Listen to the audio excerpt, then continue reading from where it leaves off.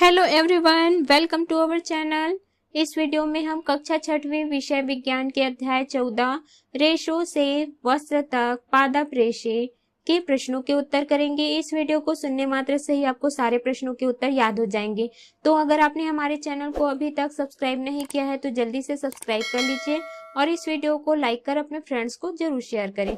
तो चलिए शुरू करते हैं। सबसे पहले हम पाठ के मध्य में दिए गए प्रश्नोत्तर करेंगे। इसमें इनके उत्तर दीजिएगा। सबसे पहला प्रश्न है, प्राकृतिक रेशे से आप क्या समझते हैं? इसका उत्तर है, जो रेशे हमें पेड़ पौधे, जानवरों और कीड़ों से प्राप्त होते हैं उसे प्राकृतिक रेशे कहते हैं, जिन्हें हम आवश्यकतानुसार विभिन्न रूपों में प्राप्त करते हैं एवं उपयोग करते हैं।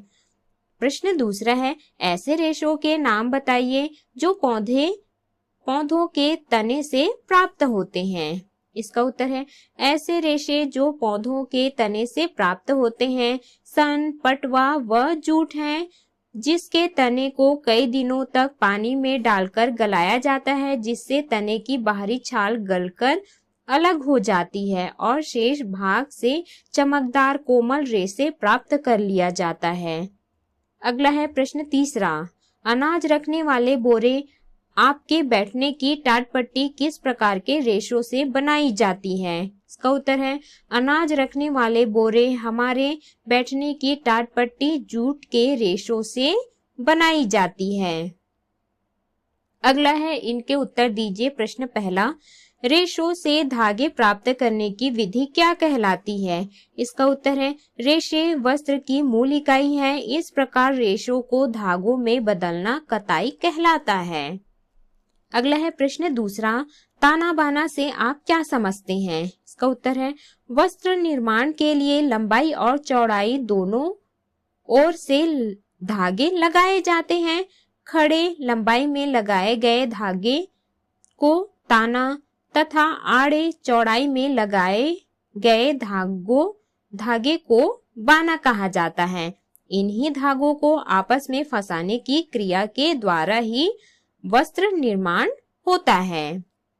अगला है प्रश्न तीसरा, सलाइयों से बुनाई, नीटिंग तथा हथकरघे से बुनाई में मुख्य अंतर क्या है? इसका उत्तर है, सलाइयों से बुनाई, नीटिंग तथा हथकरघे से बुनाई में मुख्य अंतर यह है कि नीटिंग कपड़े में फैलने और सिकुड़ने का स्वाभाविक गुण रहता है, जिससे नाप उचित एवं पहनने में आरामदायक होते हैं। अगला है अभ्यास के प्रश्न। प्रश्न पहला, नीचे दिए गए कथनों में सही या गलत की पहचान करें तथा गलत कथन को सही कर अपनी कॉपी में लिखें। क, दरिया गलीचे बनाने में मुख्यतः जूट का प्रयोग किया जाता है, ये सही है। ख है, रेशों से धागा बनता है, यह सही है। ग है, जूट नारियल की बाहरी आवरण होता है, ये गलत है। इसका सही कथन है, जूट के पौधे का बाहरी आवरण है। घ है, रेशम रेशा किसी पौधे के तने से प्राप्त होता है, यह गलत है। इसका सही कथन है, रेशम रेशा जंतुओं से प्राप्त होता है। अंग है, पॉलिएस्टर एक प्राकृतिक रेशा है, यह गलत है। इसका सही कथन है, पॉलिएस्टर एक कृत्रिम रेशा है। अगला है प्रश्न दूसरा, रिक्त स्थानों की पूर्ति कीजिए। पहला, कायर नारियल के पेड़ से प्राप्त किया जाता है। दूसरा, रेशों को धागे में बदलना कताई कहलाता है। तीसरा, कपास और जूट से पादप रेशे प्राप्त किए जाते हैं। चौथा है, नायलॉन संश्लेषित रेशा है। अगला है प्रश्न तीसरा, निम्नलिखित प्रश्नों के उत्तर दीजिए। क, जूट किस तरह प्राप्त किया जाता है? इसका उत्तर है, जूट के पौधों से प्राप्त रेशों को सामान्य भाषा में टाट कहा जाता है। जूट के पौधों को नमी और गर्मी की आवश्यकता होती है।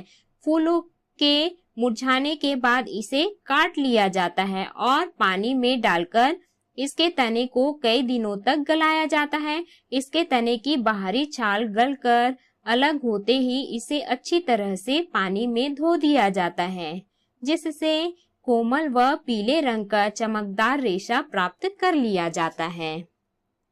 ख है, नीटेड कपड़ों की विशेषताएं क्या है? इसका उत्तर है, नीटेड कपड़ों की विशेषताएं निम्नलिखित हैं। पहला, इसमें फैलने व सिकुड़ने की क्षमता होती है। दूसरा, ये आवश्यकता अनुसार सिकुड़कर एवं फैलकर शरीर में फिट बैठते हैं। तीसरा, ये खेल क्षेत्र में विशेष उपयोगी हैं। ग है, नारियल रेशे से बनने वाली दो वस्तुओं के नाम लिखिए। इसका उत्तर है, यह नारियल की छाल के ऊपर स्थित रहता है। इससे गद्दियां तथा रस्सियां बनाई जाती हैं। घ है, रेशे से धागा बनाने की प्रक्रिया समझाइए। इसका उत्तर है, रेशे वस्त्र की मूल इकाई है। रेशों से वस्त्र निर्माण की प्रक्रिया का प्रथम चरण कताई है। कताई का काम पहले हाथ से होता था। इसके बाद तकली और चरखे के आविष्कार से समय और श्रम दोनों की बचत होने लगी। औद्योगिक क्रांति ने वस्त्र निर्माण के क्षेत्र में नए युग का आरंभ किया। रेशों को प्राप्त करना, उन्हें साफ करना, धागा बनाना और अंत में धागों से वस्त्र बनाना, इन सभी कार्यों के लिए अब अलग अलग प्रकार की मशीनें बनने लगी हैं। अगला है अंगा, मौसम के अनुकूल वस्त्रों का चुनाव किस आधार पर करते हैं, समझाइए। इसका उत्तर है, आमतौर पर हम देखते हैं कि काले या गहरे रंग के वस्त्र गर्मी के मौसम में अधिक गर्मी का कारण होते हैं। यह बात सच है कि सफेद वस्त्र अन्य गहरे रंग के वस्त्रों की तुलना में कम गर्म होते हैं, क्योंकि गहरे रंग गर्मी को अवशोषित करते हैं। गर्मियों में सफेद या हल्के रंगों के कपड़े अनुकूल होते हैं, इसलिए गर्मियों में हमें सफेद या हल्के रंग के वस्त्रों को पहनने पर आराम मिलता है। ठंड के मौसम में हम ऊनी या गर्म वस्त्र पहनते हैं ताकि ठंड न लगे। तो इस प्रकार से हमने इस अध्याय के सभी प्रश्नों के उत्तर किए।